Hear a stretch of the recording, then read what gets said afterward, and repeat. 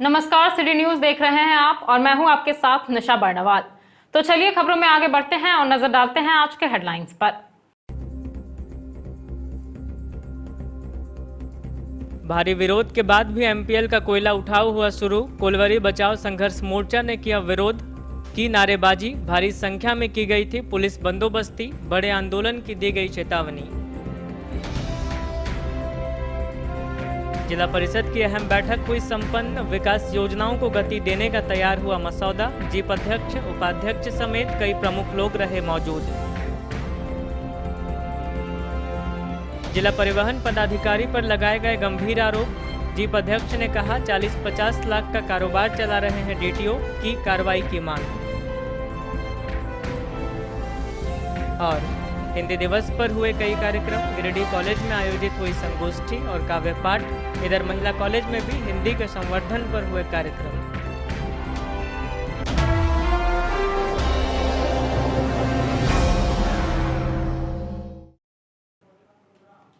और अब खबरें विस्तार से। भारी संख्या में पुलिस बल की मौजूदगी में मंगलवार को बनियाडीह ओपन कास्ट परियोजना से एमपीएल ने कोयला उठाव का काम शुरू कर दिया, जिसका गिरिडीह कोलियरी बचाओ संघर्ष मंच ने धरना स्थल से नारेबाजी कर पुरजोर विरोध किया। हालांकि पुलिस बल की उपस्थिति के कारण किसी ने हाईवा रोकने की हिम्मत नहीं की। गिरिडीह कोलियरी बचाओ संघर्ष मंच के विरोध के बाद भी मंगलवार को एमपीएल ने बनियाडीह ओपन कास्ट परियोजना से कोयला का उठाव शुरू कर दिया है। भारी संख्या में पुलिस पदाधिकारियों एवं पुलिसकर्मियों की उपस्थिति में हाईवा से एमपीएल ने कोयला का उठाव किया। इस दौरान गिरिडीह कोलियरी बचाओ संघर्ष मंच की ओर से धरना स्थल पर एमपीएल के खिलाफ नारेबाजी की गई, लेकिन पुलिस की उपस्थिति के कारण किसी ने भी हाईवा को रोकने की हिम्मत नहीं की, महज नारेबाजी ही करते रहे। इधर आजसू जिलाध्यक्ष गुड्डू यादव के नेतृत्व में काफी संख्या में युवा गिरिडीह स्टेडियम में रुके हुए थे। वहीं ओपन कास्ट में जय माता दी रोडवेज के गुड्डू सिंह, शंकर यादव समेत झारखंड कोलियरी मजदूर यूनियन अध्यक्ष हरगौरी साहू, सचिव तेजलाल मंडल, अर्जुन रवानी आदि उपस्थित थे। वहीं सीसीएल गिरिडीह के परियोजना पदाधिकारी एसके सिंह, एसडीपीओ अनिल सिंह, थाना प्रभारी आर्यन चौधरी आदि उपस्थित थे। गिरिडीह कोलियरी बचाओ संघर्ष मंच के धरना स्थल पर राजेंद्र यादव, कंपू यादव, कमलचंद साहू, राजेंद्र यादव, माले नेता राजेश यादव, राजेश सिन्हा आदि मौजूद थे। जिंदाबाद जिंदाबाद जिंदाबाद। एमपीएल के दलाल होश में आओ, होश में आओ, होश में आओ। एमपीएल के दलाल होश में आओ, होश में आओ। एमपीएल के दलाल पीछे भागो, पीछे भागो। लोकतंत्र पर हमला नहीं चलेगा, नहीं चलेगा, नहीं चलेगा। स्थानीय गरीबों की रोजी रोटी छीनने की साजिश बंद करो, बंद करो, बंद करो। यदि एमपीएल का ऑफिस घर में चलाना ही है तो बड़ा बड़ा बोर्ड लगा दे कि एमपीएल का ऑफिस है। वहाँ पे वार्ता क्यों होती है? एमपीएल का अपना ऑफिस नहीं है क्या? हम उनका विरोध करते हैं। और यहाँ पे जो लोकल मजदूर हैं, एक एक जगह पे जाके जन संगठन तैयार करके हम लोग जो यहाँ पे दलाल किस्म के जो कोयला चोर हैं, जिसको पुलिस प्रोटेक्शन मिलता है, एक एक नाम को चिन्हित करके उसको पीछे धकेलने का काम करेंगे। जनता के सामने वो जो दलाल है वो दलाल को पीछे धकेलेंगे और उनका जो पर्दाफाश करेंगे, और जो प्रतिनिधि से गठबंधन है उसको भी हम लोग जन जन तक पहुंचाएंगे। बहुत बहुत धन्यवाद। आप लोग देख रहे हैं यहाँ पुलिस प्रशासन और बड़े पैमाने पर बाहर के लोगों को ले करके उनके भरोसे एक यहाँ पूरा एक गिरोह बना करके, एक गठजोड़ बना करके और ताकत के बल पर लोकतंत्र का हनन करके और यहाँ ओपन कास्ट से आज एमपीएल कंपनी के लिए कोयला उठाने का रोड सेल से ये काम इन लोग यहाँ जबरन शुरू कर रहे हैं। हम अपनी तरफ से ये कहना चाहते हैं, यहाँ संघर्ष मंच की तरफ से हम ये कहना चाहते हैं, ये लड़ाई अभी चलेगी और हम इस लड़ाई को लड़ने के लिए तैयार हैं। आज आप लोग जिस तरह से बाहर के लोगों को ला करके और यहाँ ताकत के बल पर और यहाँ के लोगों का रोजगार छीनने का जो शुरुआत किए हैं, बहुत जल्द यहाँ पर लोकल वो तमाम मजदूर जो असली मजदूर हैं, ठेकेदार नहीं मजदूर, वो मजदूर यहाँ अपना काम मांगने के लिए आएंगे और ये उनका पूरा अधिकार भी है। हम इस दिशा में बढ़ेंगे, हम इस लड़ाई को जारी रखेंगे। हमारी लड़ाई लोकतांत्रिक रूप से चल रही है, हम इसके पूरे साथ हैं और जो लोग गलत कर रहे हैं उनको सोचने की जरूरत है। आज जो धरना दिया जा रहा है ओपन कास्ट कोलियरी में, उसमें गुंडे तत्व लोग आए हैं जो एमपीएल का कोयला का उठाव करने के लिए। भारी संख्या वो ले जाते हैं, वो 1200 रुपये टन में, और वही कोयला को हम लोग ले जाते हैं G7 का रेट में, जिसका रेट 4000 रुपये टन होगा, जिससे काफ़ी राजस्व की हानि होगा। इसको देखते हुए सरकार को इस पर विचार करना चाहिए और वाजिब जो होता है जो फैसला होना चाहिए। 4 बार एमपीएल आई है, लेकिन हम लोगों ने उनसे आग्रह किया, वो स्वतः चली गई, क्योंकि छोटी कोलियरी है। जीविका उपार्जन के लिए सारी गाड़ी मालिकों का यहाँ से रोजी रोजगार चलता है, बहुत सारे लेबरों का यहाँ से पेट चलता है। आज लोकतंत्र की हत्या करते हुए कुछ जनप्रतिनिधि और यहाँ के स्थानीय जो बड़े बड़े पद पर हैं, बड़े बड़े राजनीतिक दलों के पद पे हैं, आज वैसे लोगों को देखा जाए कि सारे के सारे 2000 से ऊपर के आदमियों को गुंडा, यहाँ तक उसको गुंडा कहा जा सकता है, गुंडा लेकर के आए हैं एमपीएल का उठाव करने के लिए। ये सीधा तौर पर लोकतंत्र की हत्या है और मैं सरकार से ये मांग करता हूँ कि इस लोकतंत्र के हत्या पर आप न्याय करें। जिला प्रशासन से भी मैं मांग करता हूं कि इस पर अगर न्याय करें। अगर आप लोग न्याय नहीं करते हैं, या कोयला का उठाव यहां से करके ले जाते हैं, तो हम लोग आत्मदाह करने के लिए भी तैयार होंगे और उन माननीयों के घर में जाकर के आत्महत्या करेंगे जो यहाँ पे उठाव के लिए आए हैं। यह भी हमारी आवाज़ को कुचला जा रहा है पैसे के बल पर। आप देख सकते हैं कि सारे लेबर को कुछ न कुछ रुपये को वहाँ पर दिया जा रहा है। आज यहाँ से यहाँ देख लीजिए, वहाँ भाड़ा के जो गुंडे आए हैं, जो आपके स्टेडियम के पास में खड़ा है, ये क्या दर्शाता है? ये साथ ये दर्शाता है कि यहाँ पे कोयला लूटने की साजिश चल रही है। और हाईवा पर इतना जोर क्यों दिया जा रहा है? हाईवा पे जोर इतना इसलिए दिया जा रहा है कि यहाँ से तो G7 और G10 का G7 G6 के कोयला का उठाव होगा, लेकिन आगे जाएंगे वो G12 में बदल जाएंगे और ये कहाँ डंप यार्ड में खाली होगी, इसकी भी आप लोग जांच कर लें। यहाँ पे तुष्टिकरण की राजनीति हो रही है, यहाँ पे भूख से मारने की राजनीति हो रही है। यहाँ लोग ये नहीं देख रहे हैं कि लोगों की जान जा रही है भूख से, लेकिन यहाँ ये लोग देख रहे हैं कि हमारी पेट भर रही है। ये साथ साथ न्याय है हम लोगों के साथ। अगर आप लोग न्याय कीजिए, मीडिया एक बहुत बड़ी ताकत होती है। मैं मीडिया के दोस्तों से भी यह निवेदन करता हूं कि हम लोगों का न्याय करें और हमारी आंदोलन को सफल बनावे। हम अपनी आंदोलन को नहीं बोलते हैं, जनहित का मामला है, जनता का जुड़ा हुआ मामला है, आप उसे सफल बनावे। जिला परिषद सभागार में जिला परिषद अध्यक्ष राकेश महतो की अध्यक्षता में एक विशेष बैठक की गई।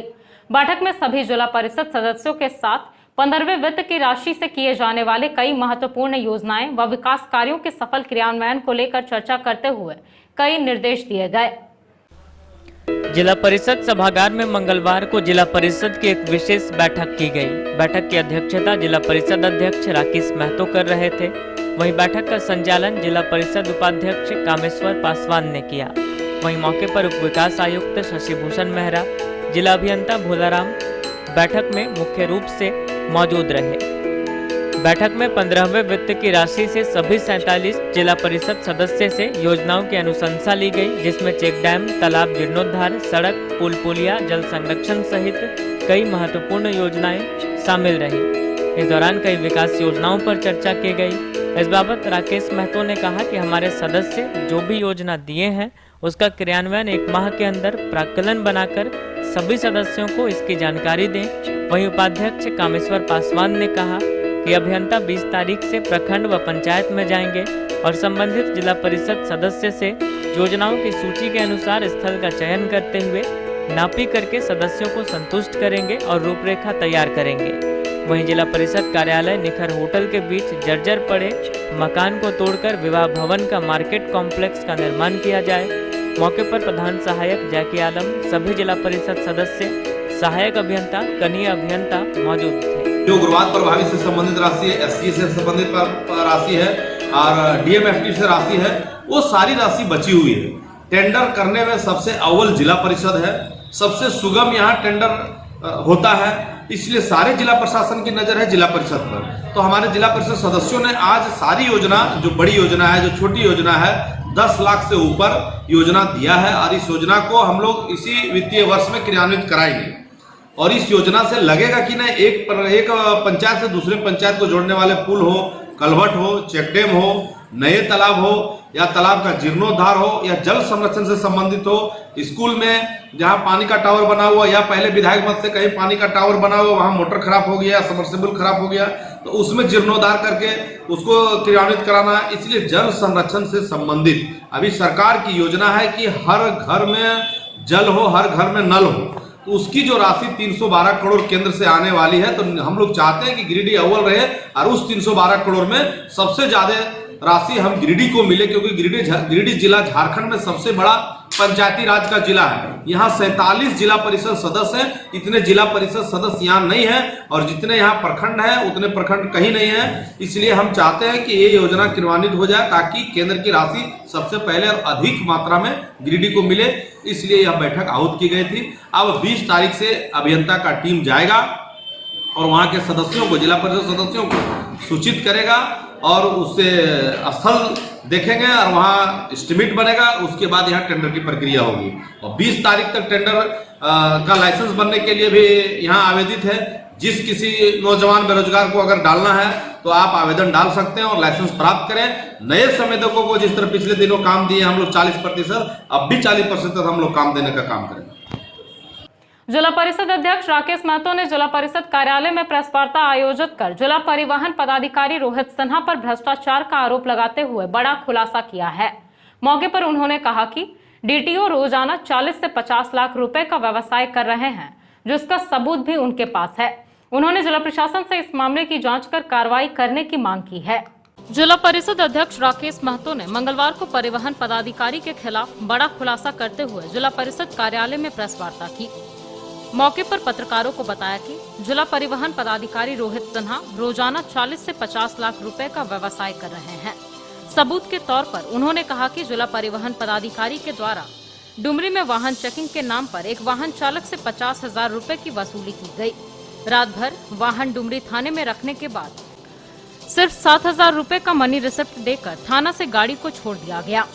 राकेश महतो ने जिला प्रशासन को आगाह करते हुए कहा कि जिला परिवहन पदाधिकारी का यह रवैया जिले भर के वाहन मालिकों और वाहन चालकों को आंदोलन करने पर मजबूर कर देगा। उन्होंने कहा कि अभी तक के सबसे भ्रष्ट जिला परिवहन पदाधिकारी रोहित सिन्हा हैं, जिनके द्वारा रोजाना 40 से 50 लाख की अवैध वसूली का व्यवसाय किया जा रहा है।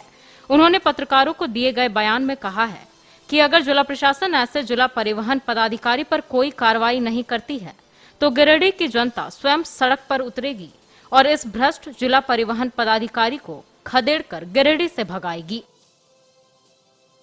हम लोगों के जिला में गिरिडीह में डीटीओ 4-5 माह से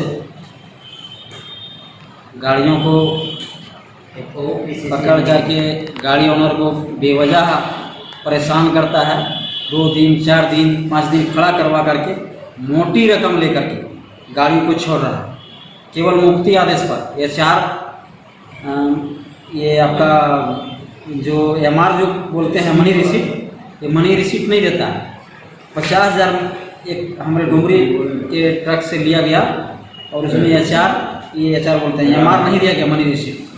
केवल मुफ्ती आदेश के आधार पर थाना से गाड़ी छूट गया और बाद में हम पता लगवाएं कर्मचारी लोगों से तो मात्र 7,000 का मनी रिसिप्ट रसीद कटा था। और इस प्रकार से मैंने प्रति माह इसका 30 से 40 लाख का प्रैक्टिस हो गया है और बेवजह लोगों को परेशान एन केन प्रकार कर रहा है। इस पर हम सरकार से भी एक सप्ताह के अंदर जा कर के मिल करके दंडात्मक कार्रवाई के लिए हम मांग करेंगे। और गाड़ी का जो ये ड्राइविंग लाइसेंस जो अभी बनाया जा रहा है सबका वीडियो मैंने होना है ड्राइव टेस्टिंग का, लेकिन वो वीडियो नहीं बनवा करके डायरेक्ट मैंने दूसरा जिला का जो लर्निंग लाइसेंस को ला करके यहाँ से हेवी लाइसेंस इशू कर रहा है और इसमें डीटीओ के द्वारा मोटी रकम का वसूली किया जा रहा है। जब से आया है अभी तक जिला में जितना भी डीटीओ आए हैं सबसे भ्रष्ट डीटीओ अभी वर्तमान डीटीओ हम लोगों का है। इसलिए इस पर दंडात्मक कार्रवाई के लिए हम न्यूज़ चैनल के माध्यम से, अखबार के माध्यम से हम मांग करते हैं कि ये डीटीओ पर दंडात्मक कार्रवाई हो। और हम उपायुक्त महोदय से भी अभी 1-2 दिन में मिलेंगे, अगर दिया टाइम मिल गया तो आज ही मिलेंगे। धन्यवाद। हिंदी दिवस के अवसर पर गिरिडीह कॉलेज गिरिडीह में संगोष्ठी और काव्य पाठ का आयोजन किया गया। कार्यक्रम की शुरुआत विधिवत रूप से विद्यालय के प्राचार्य और अध्यापकों ने दीप प्रज्वलित कर की, जिसके बाद हमारी सांस्कृतिक अभिव्यक्तियां और हिंदी विषय पर हिंदी के महत्व पर प्रकाश डाला गया। गिरिडीह कॉलेज गिरिडीह में मंगलवार को हिंदी विभाग की ओर से हिंदी दिवस के अवसर पर संगोष्ठी और काव्य पाठ का आयोजन किया गया। कार्यक्रम की अध्यक्षता कॉलेज के प्राचार्य डॉक्टर समीर सरकार कर रहे थे। संगोष्ठी का विषय हमारी संस्कृति, अभिव्यक्तियां और हिंदी था। कार्यक्रम की शुरुआत सबसे पहले प्राचार्य और अन्य अध्यापकों द्वारा दीप प्रज्वलित कर और विद्यार्थियों द्वारा अध्यापकों को पौधा भेंट कर किया गया। कार्यक्रम में मुख्य वक्ता के रूप में उर्दू विभाग के प्रोफेसर डॉक्टर गुलाम शामदानी व राजनीतिक विज्ञान के विभागाध्यक्ष प्रोफेसर बालेंदु शेखर त्रिपाठी मुख्य रूप से उपस्थित थे। प्राचार्य ने अपने संबोधन में कहा कि हिंदी भारत की एक ऐसी भाषा है जिसकी अनेक छवियां हैं। इसने अपने में अनेक भाषाओं के शब्दों, मुहावरों और कहावतों को आत्मसात किया है। गुलाम शामदानी ने कहा कि हिंदी भाषा और साहित्य का मूल स्वर मानवीय मूल्यों की तरफदारी का है। हिंदी और उर्दू के रिश्ते के संबंध में कहा कि ये अमीर खुसरो, भारतेंदु हरिश्चंद्र, प्रेमचंद, चकबस्त, फिराक गोरखपुरी की भाषाएं हैं। बालेंदु शेखर त्रिपाठी ने वर्तमान परिस्थिति और संस्कृति पर बात करते हुए कहा कि शब्द अब अपनी मूल चमक और अर्थ खोते जा रहे हैं। इन्होंने हिंदी को खुले मिजाज की भाषा कहा और हिंदी साहित्य की सांस्कृतिक विरासत की समझ विकसित करने की जरूरत पर प्रकाश डाला। संगोष्ठी का संचालन करते हुए हिंदी विभाग के अध्यक्ष डॉक्टर बलभद्र ने कहा कि हिंदी को हिंदी विभागों की भाषा समझना ठीक नहीं है, यह हमारे नागरिकों के सुख दुख की अभिव्यक्ति की भाषा है। हिंदी अध्यापिका मौसमी सिंह ने भी विस्तार से हिंदी के महत्व पर प्रकाश डाला। मौके पर जूलॉजी डिपार्टमेंट के ओमकार चौधरी, राजकुमार वर्मा, दिनेश मिश्रा, आशा शर्मा, अनंत पांडे, नयन पटेल, बंटी कुमार, तुलसी वर्मा, नितेश राम, कुलदीप राणा, विवेक मेहता, संदीप हंसदा, महेश वर्मा, शिवम कुमार, विकास सिंह, इंदु कुमारी, मनीषा कुमारी, सुरुचि कुमारी आदि कई छात्र छात्राएं उपस्थित थे। आज हिंदी कॉलेज हिंदी महाविद्यालय में हिंदी दिवस मनाया जा रहा है और साथ ही 6th सेमेस्टर के विद्यार्थियों जो इस महाविद्यालय से विदा लेने वाले हैं उन लोगों को भी उससे जूनियर विद्यार्थियों ने उसे विदाई के लिए एक समारोह का आयोजन किया है। तो हिंदी दिवस का विशेष एक महत्व है। ये भाषा हम लोग के लिए गर्व की है। हम लोग बहुत दिन अंग्रेज़ों के अधीन थे, इसीलिए अंग्रेज़ी भाषा बहुत ज़्यादा प्रचलित हो गया था और जो अंग्रेज़ी नहीं बोल पाते हैं उसको अपने आप में एक शर्म महसूस होता था, लेकिन ये वास्तव में शर्म महसूस होने का कोई चीज़ नहीं है। हम हमारी भाषा बोलेंगे, भाषा एक दूसरे के समझने के लिए होता है, इसलिए हम चाहते हैं कि ये दिवस हमेशा मनाया जाए और इसका एक विशेष महत्व है और हम उम्मीद करते हैं कि आज का ये प्रोग्राम सफल रहे। 14 सितंबर 2021 है हिंदी दिवस है और आज हमारे कॉलेज में हिंदी दिवस के अवसर पर एक संगोष्ठी का आयोजन हो रहा है। संगोष्ठी का विषय है हमारी सांस्कृतिक अभिव्यक्तियाँ और हिंदी, और इसके साथ ही साथ हमारे BA के विद्यार्थी काव्य पाठ करेंगे और सेमेस्टर 6 के विद्यार्थियों के विदाई के अवसर पर एक आयोजन भी उनकी तरफ से रखा गया है। इस अवसर पर हम अपने विभाग की तरफ से और अपने विद्यार्थियों की तरफ से सबको हार्दिक शुभकामना और बधाई देते हैं और यह भी कहते हैं कि हिंदी जो हमारी अपनी भाषा है कामकाज की, यह केवल हिंदी विभाग की भाषा नहीं है, हिंदी पढ़ने वाले विद्यार्थियों की ये भाषा नहीं है, ये भारत की आम आवाम की भाषा है और इसे हमें इसी रूप में देखना भी चाहिए। हिंदी दिवस के अवसर पर कार्यक्रम आयोजित हो रहा है तथा विद्यार्थियों का विदाई और आगमन के उपलक्ष्य में यह संगोष्ठी आयोजित की गई है। मैं सबको अपनी ओर से साधुवाद धन्यवाद देता हूँ। हिंदी जन जन की भाषा बन सके, हमारा व्यवहार, आचार, हमारी परंपराएं, कथा कहानियाँ हिंदी में समाहित हैं। हिंदी और समृद्ध बने, क्षेत्रीय भाषाओं और जन अपेक्षाओं के अनुरूप हम हिंदी को और विकसित, पल्वित, पुष्पित करें, यही हमारी हिंदी के प्रति एक विद्यार्थी के रूप में, एक शिक्षक के रूप में, एक सभ्य समाज के नागरिक के रूप में इतना ही हम हिंदी के लिए कर पाएँ तो बड़ा महत्वपूर्ण है। न्यू बरगंडा स्थित RK महिला कॉलेज के हिंदी विभाग द्वारा हिंदी दिवस के अवसर पर हिंदी कविता का सस्वर पाठ विषय पर विभागीय संगोष्ठी का आयोजन किया गया। संगोष्ठी का शुभारंभ सभागार में दीप प्रज्वलन और सरस्वती वंदना के साथ की गई। न्यू बरगंडा स्थित आरके महिला कॉलेज के हिंदी विभाग द्वारा मंगलवार को हिंदी दिवस के अवसर पर विभागीय संगोष्ठी का आयोजन किया गया। संगोष्ठी का विषय हिंदी कविता का सस्वर पाठ था। संगोष्ठी का शुभारंभ सभागार में दीप प्रज्वलित कर तथा सरस्वती वंदना कर की गई। प्रोफेसर पूरन साव, स्वीटी रानी, मोनिका कुमारी, संध्या मिश्रा और सिमरन ने सरस्वती वंदना प्रस्तुत की। संगोष्ठी के अध्यक्ष डॉक्टर अनुज कुमार ने अपने अध्यक्षीय भाषण में हिंदी के विभिन्न पहलुओं पर प्रकाश डालते हुए बताया कि विभिन्न क्षेत्रों में हिंदी से रोजगार प्राप्त करने की असीम संभावनाएं हैं। मंच का संचालन आशीष वर्मा ने किया। विषय प्रवेश के दौरान आशीष वर्मा ने कहा कि हमें हिंदी का बाजार नहीं, बाजार की हिंदी बनानी है, व्यापार की हिंदी बनानी है। आभार प्रकट दीक्षा कुमारी ने किया। सेमिनार में उपस्थित professor Sushil Kumar Rai, doctor Neelam Gupta, doctor Sanjeev Sinha, professor K N. Sinha, doctor Aarti Verma, professor Sunil Kumar, doctor Prabhat Kumar Sinha, doctor Kesar Jama एवं दर्जनों शिक्षक शिक्षिकाओं ने छात्राओं को हिंदी दिवस की शुभकामनाएं दी और उनका हौसला बढ़ाया। वहीं बीए और एमए की छात्राओं ने कविता प्रस्तुत कर अपनी प्रतिभा का प्रदर्शन किया, जिसमें वंदना सिन्हा, प्रिया कुमारी, सृष्टि गुप्ता, अनुराधा कुमारी, प्रीति बर्नवाल, शालू कुमारी, रश्मि प्रभा, मुस्कान झा, फरीदा खातून, सोनल गुप्ता शामिल हुई। इनके अलावा सभागार में 50 से अधिक श्रोताएं भी मौजूद हुई। साथ ही हिंदी विभाग के विभागाध्यक्ष डॉक्टर प्रभात कुमार सिन्हा द्वारा स्वरचित पुस्तक राजेंद्र यादव के उपन्यासों में मध्य वर्ग का प्राचार्य के हाथों लोकार्पण किया गया। प्राचार्य डॉक्टर अनुज कुमार ने इनकी पुस्तक की खूब प्रशंसा की। वहीं मौजूद कैसर जमा ने भी पुस्तक की प्रशंसा करते हुए कहा कि मैं राजेंद्र यादव से 4-5 दफ़ा मिल चुका हूं। प्रभात मेरे मित्र हैं। इनकी पुस्तक मौलिक है और प्रशंसनीय है।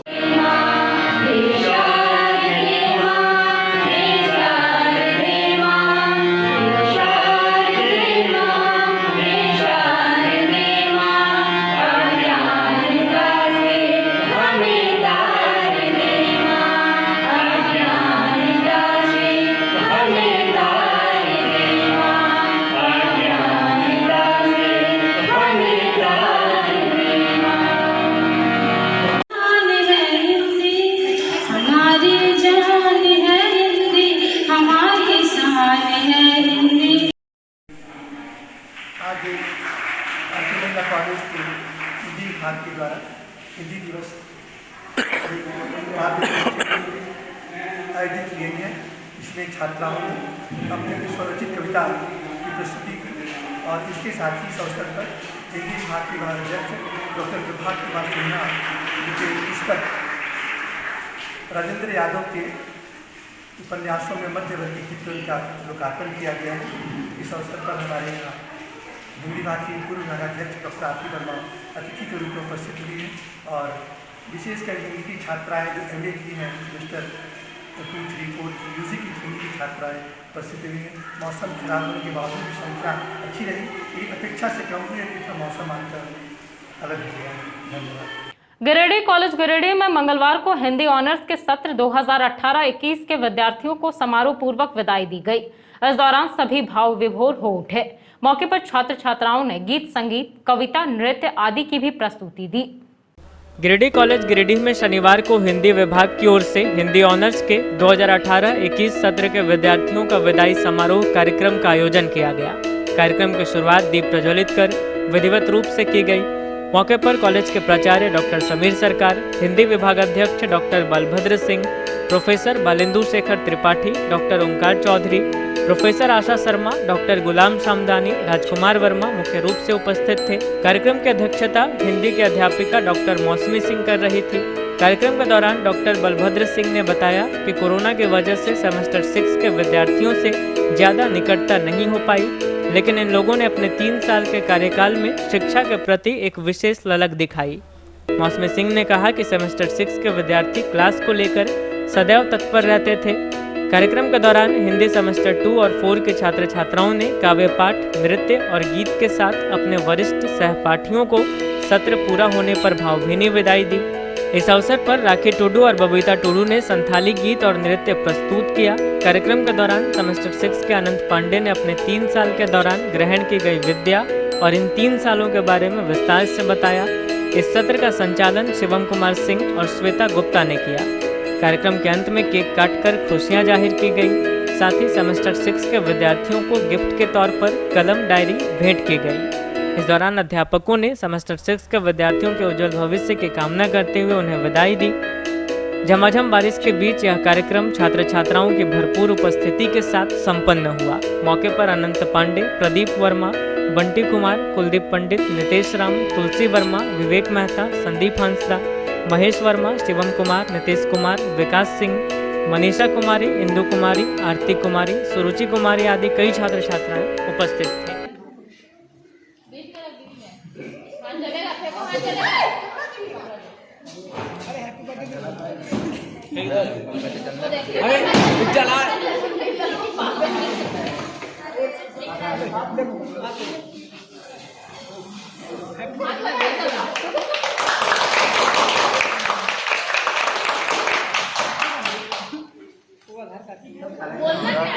कुछ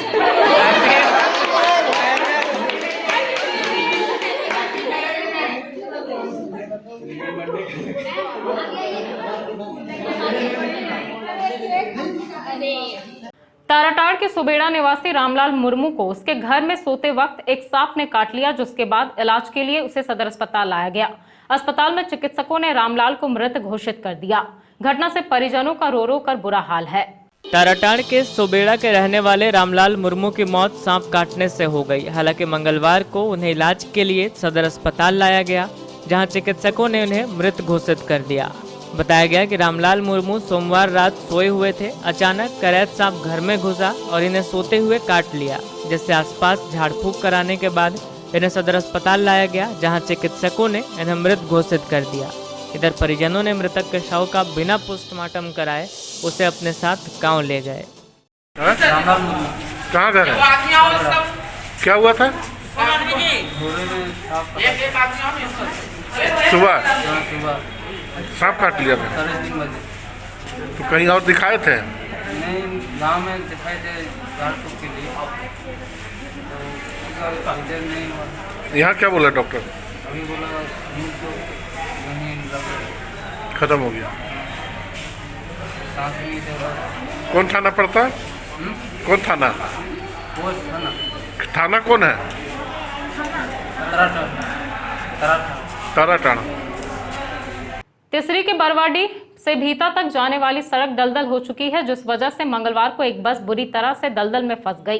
इस बाबत ग्रामीणों ने कहा कि वर्तमान विधायक बाबूलाल मरांडी ने चुनाव जीतने के बाद स्थानीय लोगों को सड़क निर्माण करवाने का आश्वासन दिया था, लेकिन चुनाव के बाद वे जनता से मिलने तक नहीं आए। तिसरी के बरवाडी से भीता तक जाने वाली सड़क कई जगह दलदल हो चुकी है। मंगलवार को मेन रोड में मां दुर्गा रथ बुरी तरह से दलदल में फंस गई, जिसे ट्रैक्टर की मदद से निकाला गया। इस बाबत ग्रामीणों ने बताया कि झारखंड के पूर्व मुख्यमंत्री सह वर्तमान विधायक बाबूलाल मरांडी ने बरवाडी की जनता को आश्वासन दिया था कि चुनाव में जीत के बाद शेरुआ सिमर से घंगरीकुरा तक डबल रोड बनाने का कार्य किया जाएगा, लेकिन डबल रोड क्या, बाबूलाल मरांडी ने अब तक सिंगल रोड भी बरवाडीह की जनता को नहीं उपलब्ध करवाया। चुनाव जीतने के बाद बरवाडीह की जनता से मिलने तक नहीं आए। मौके पर मौजूद राजू यादव, पप्पू यादव, अर्जुन साव, टुकलाल महतो, अशोक यादव, अभिषेक साव एवं अन्य ग्रामीणों ने इस पर चिंता जाहिर की है।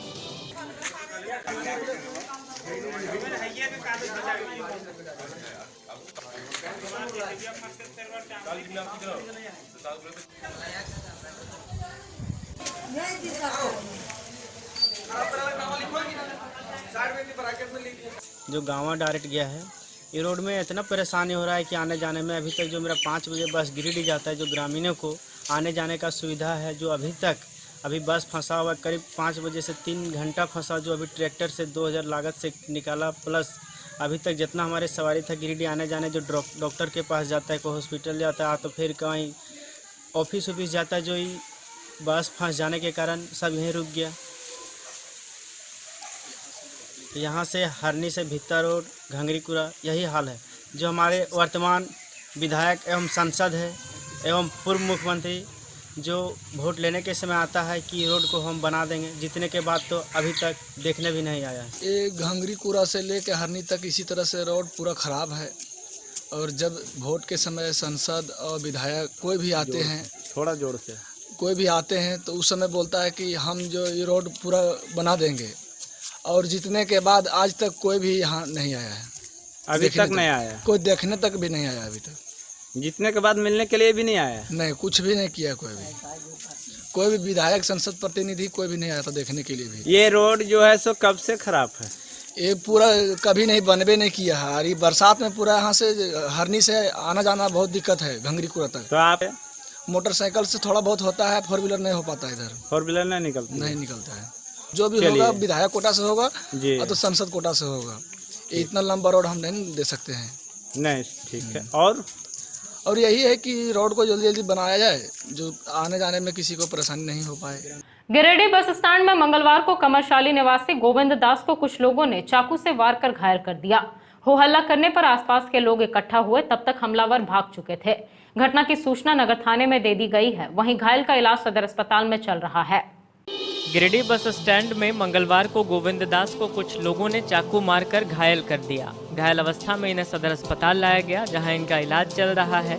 बताया गया कि कमरसाली निवासी गोविंद दास बस स्टैंड में गाड़ी लगाने आए थे, तभी संजय ठाकुर नामक व्यक्ति आया और चाकू निकालकर इन पर वार करने लगा। हमलावर के साथ 2-4 लोग और थे। इस क्रम में संजय ठाकुर ने चाकू निकालकर इनके गर्दन पर वार करना चाहा।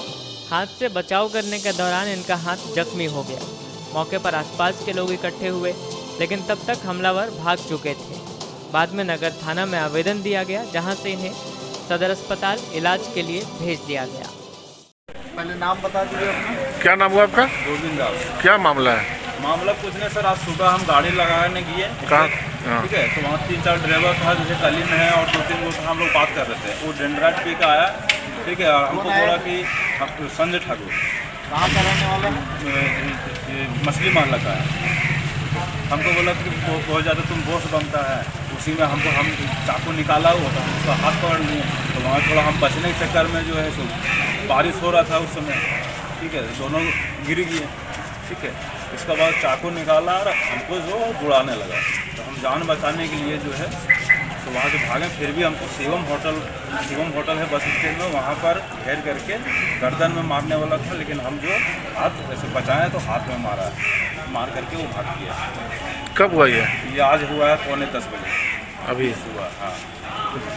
कौन कौन इस मामले में? इस मामले में तो अभी सिर्फ उसका बहुत ग्रुप है, लेकिन नाम हम नहीं जानते। लेकिन मारने वाला जो है संजय ठाकुर जी। संजय ठाकुर। आपका कहाँ रहते हैं? हम चेताडी घर हुआ मेरा, कमरसाली चेताडी। तो गाड़ी स्टैंड में लगाते हैं? गाड़ी स्टैंड में था, ठीक है। हम तो थाना गए, बोला तुम गाड़ी जो किसी से मंगवा लो, तो हम गाड़ी मंगा लिए। हमको तो ये भी बोला कि सारा जमा तुमको जान मार देंगे यहाँ पर आएगा।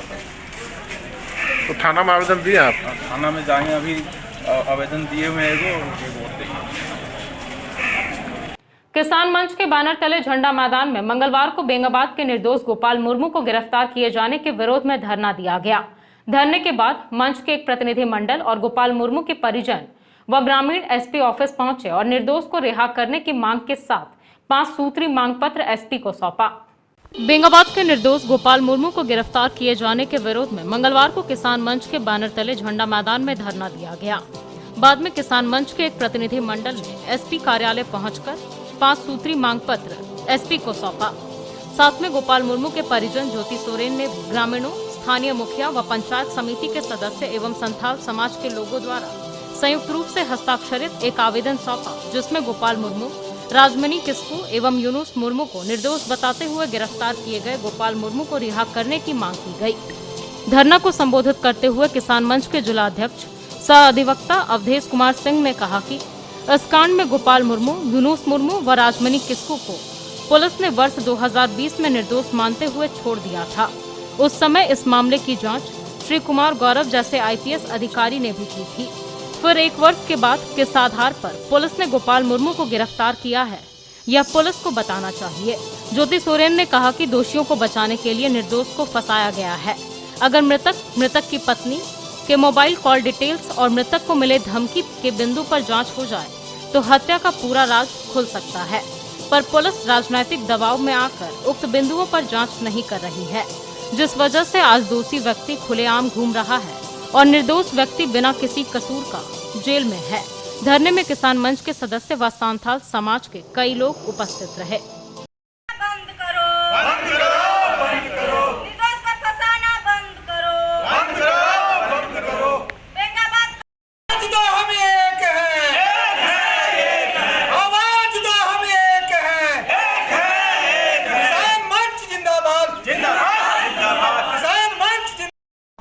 थाना कांड संख्या 180/2020 में निर्दोष व्यक्ति को गिरफ्तार कर लिया गया है। इस मामले में पूर्व में आईपीएस एसडीपीओ कुमार गौरव जी जांच कर चुके थे और जिनको आज गिरफ्तार किया गया उनको निर्दोष करार दिया जा चुका था, लेकिन राजनीतिक दबाव के चलते पुनः गिरफ्तार कर लिया गया है।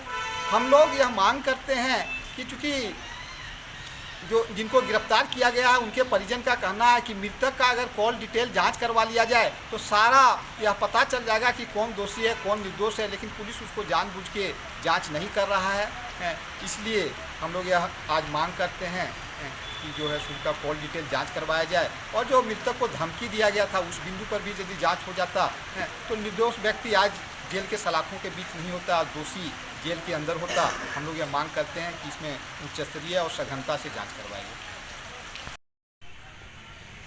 बेंगाबाद कांड संख्या 180/20 में जो निर्दोष गोपाल मुर्मू को गिरफ्तार कर जेल भेज दिया गया है, उस बिंदु पर हम लोग यहाँ धरना पर बैठे हुए हैं। जो निर्दोष जो गोपाल मुर्मू है, यूनुस मुर्मू है, राजमुनि किस्कू है और एक था जो हम लोगों के पास काम कर रहा था प्रभु मुर्मू, उन लोगों ने उसको अपने स्तर से उसको छोड़ दिया है और जो इन लोग उसको बोला कि इन लोगों को हम लोग फंसाएंगे और तुम इन लोगों के साथ नहीं रहेगा, तो वही इन लोग साजिश के तहत इन लोगों पर हम लोगों को केस किया है और जो हम लोगों पर केस किया और गिरफ्तार कर गोपाल मुर्मू को जेल भी भेज दिया है।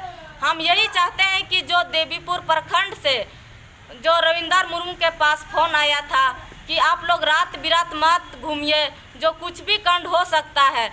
रविंदर मुर्मू ने जो मेरे पास ज्योति सोरेन मेरा नाम है तो हमको बताया था कि भाभी ये कांड कौन सकता है, तो वही वो बोला कि भाभी एक आदमी जो देवीपुर प्रखंड से फ़ोन किया था वो आदमी हमको ऐसे बोल रहा था।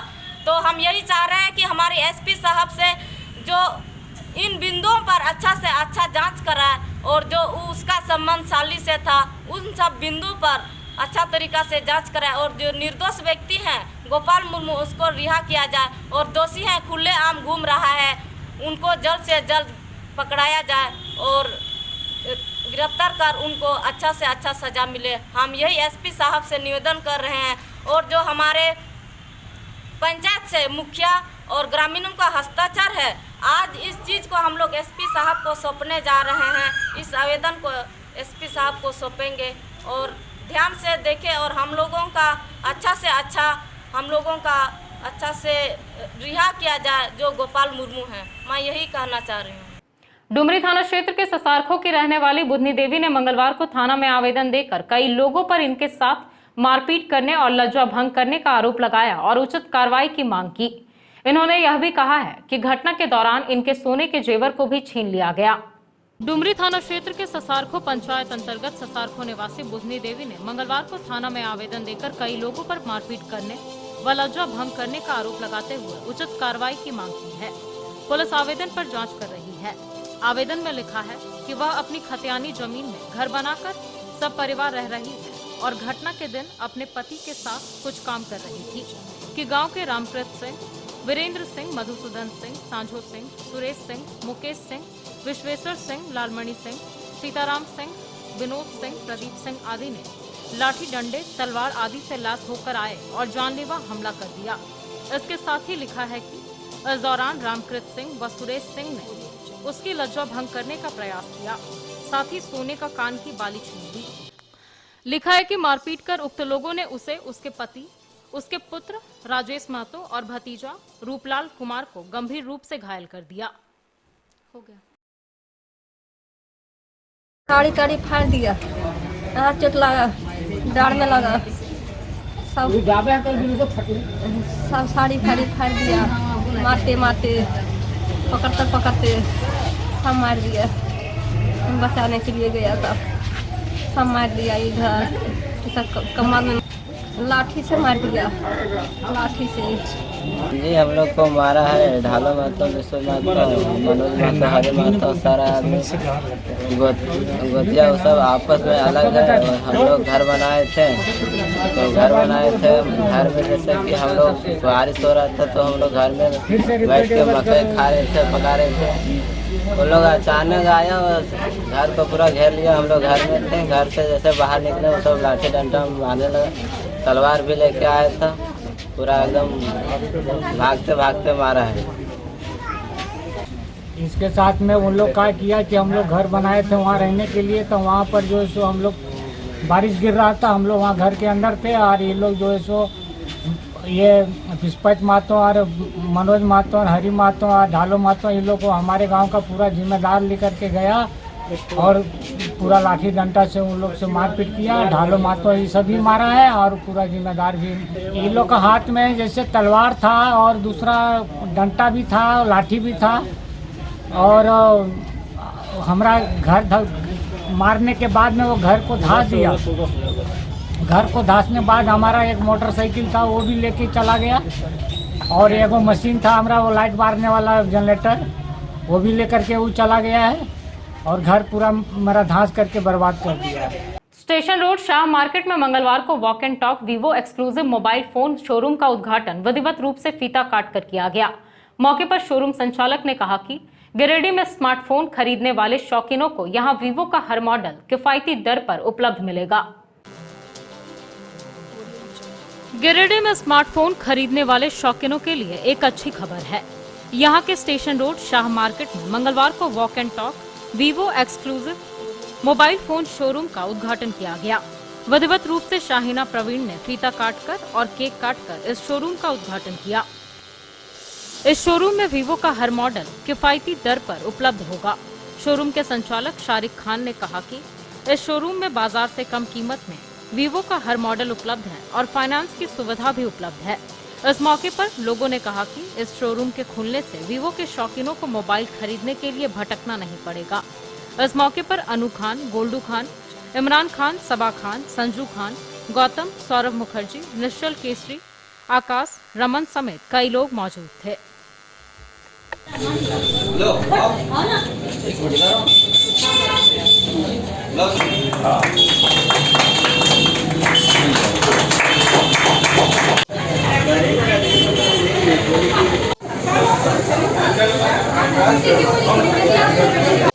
आज दिनांक 14 सितंबर 2021 को गिरिडीह में ये फर्स्ट वीवो एक्सक्लूसिव शोरूम का ओपनिंग किया गया, जो कि हमारी मां शाहीना प्रवीण के द्वारा रिबन कटिंग का सेरेमनी। लोग सभी वीवो के जितने सारे मॉडल रहते हैं उसको डेमो सेट यहाँ पे अवेलेबल रहेगा। कोई भी आके लाइव सेट पे एक्सपीरियंस करके और बाकी सब मोबाइल से डिफरेंस आराम से निकाला जा सकता है कि क्या डिफरेंस है। एक बार आइए यहाँ पे और एक्सपीरियंस करिए हमारे। नवयुवक संघ समिति के द्वारा हुट्टी बाजार स्थित साहू धर्मशाला में गणेश पूजा विसर्जन के बाद भव्य भंडारे का आयोजन किया गया। भंडारे में भारी संख्या में श्रद्धालुओं ने जुटकर प्रसाद ग्रहण किया। नवयुवक संघ समिति के द्वारा हुट्टी बाजार में गणेश पूजा विसर्जन के बाद मंगलवार को भव्य भंडारे का आयोजन किया गया।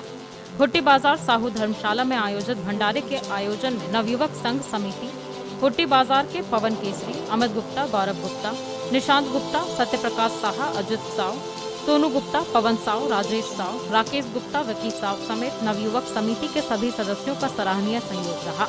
यहाँ भारी संख्या में श्रद्धालुओं ने जुटकर प्रसाद ग्रहण किया। तो चलते चलते एक बार फिर नजर डालते हैं आज के हेडलाइंस पर। भारी विरोध के बाद भी एमपीएल का कोयला उठाव हुआ शुरू। कोलवरी बचाओ संघर्ष मोर्चा ने किया विरोध की नारेबाजी। भारी संख्या में की गई थी पुलिस बंदोबस्ती। बड़े आंदोलन की दी गई चेतावनी। जिला परिषद की अहम बैठक हुई संपन्न। विकास योजनाओं को गति देने का तैयार हुआ मसौदा। जीप अध्यक्ष, उपाध्यक्ष समेत कई प्रमुख लोग रहे मौजूद। जिला परिवहन पदाधिकारी पर लगाए गए गंभीर आरोप। जीप अध्यक्ष ने कहा 40-50 लाख का कारोबार चला रहे हैं डीटीओ की कार्रवाई की मांग। और हिंदी दिवस पर हुए कई कार्यक्रम। गिरिडीह कॉलेज में आयोजित हुई संगोष्ठी और काव्य पाठ। इधर महिला कॉलेज में भी हिंदी के संवर्धन पर हुए कार्यक्रम।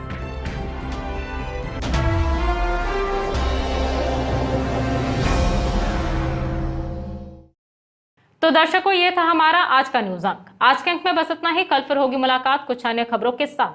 तब तक के लिए दीजिए मुझे और मेरी पूरी टीम को इजाजत। नमस्कार।